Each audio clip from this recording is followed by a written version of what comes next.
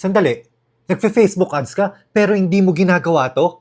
Kaya kahirap na hirap dahil yung ginagawa mo ng 2 hours, pwede mo naman sana gawin ng 30 minutes lang. Biruin mo yun. Aksaya sa oras, di ba? Ganto gawin mo. Dahil yung gantong resulta na $8,000 in one day, hindi yan tsamba. Kasi kung pareho tayo mag-isip, paggising ko sa umaga or sa gabi, ang una kong gagawin mag-check ng ad account. Syempre gusto ko malaman kung kumita ba or hindi yung mga niran ko na campaigns. Check ko lang yung last 3 and 7 days, tapos kapag okay yung resulta, dadagdag lang ako ng budget, tapos okay na. Pero paano ba malaman kung okay yung performance or hindi? Syempre titingnan mo kung maganda yung resulta nung tinatawag na ROAS or Return on Ad Spend.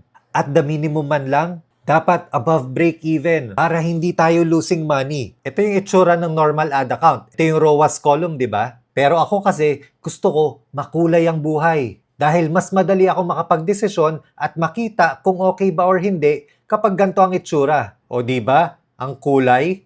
Simple lang i-setup yan. Ituturo ko sa'yo. Ang mahalaga, alam mo yung break-even ROAS mo. Kunwari, dito sa account na to, ang break-even ROAS natin ay 2.6 ROAS. Punta ka lang dito sa column section, tapos punta ka dito, yung conditional formatting. Makikita mo tong part na to. I-click mo lang yung create rule, tapos dito, ang lalagay mo is yung return on ad spend. Piliin mo all events. Tapos dito sa part na to, una is yung less than or equal to. Sa value, ang ilalagay mo is 2.59. Tapos sa kulay, pipiliin mo dito red. Click on save.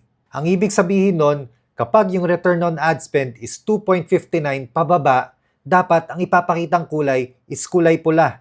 So alam mo na kaagad kapag pula, negative ka. Tapos create ka ulit ng another rule. Ganun ulit, purchase ROAS, all events, tapos na yun naman, lalagay mo dito in range. Lagay mo unang number, 2.6. Tapos dito sa kanan, ilagay mo 3.0. Sa kulay, piliin mo naman dilaw. Click mo, save. Ibig sabihin naman yan, kapag yung return on ad spend mo is 2.6 up to 3x ROAS, dilaw yung ipapakita. Para kapag nakita mo yung kulay na yon, alam mo na medyo may kita ka. May dalawa ka ng rules. Isa na lang kulang. Create rule ulit, tapos ganun ulit yung setup, purchase all events, tapos lalagay mo naman dito is greater than or equal to. Tapos lalagay mo naman dito 3.1. Ang kulay, syempre, green. Kapag nakakita ka ng berde dun sa ROAS column mo, ibig sabihin, very profitable yung campaign na yon or yung ad set na yon. Kaya alam mo na pwede ka mag-scale ng budget. Ilang years ka nang nagfe-Facebook ads, hindi mo pa rin ginagawa yan.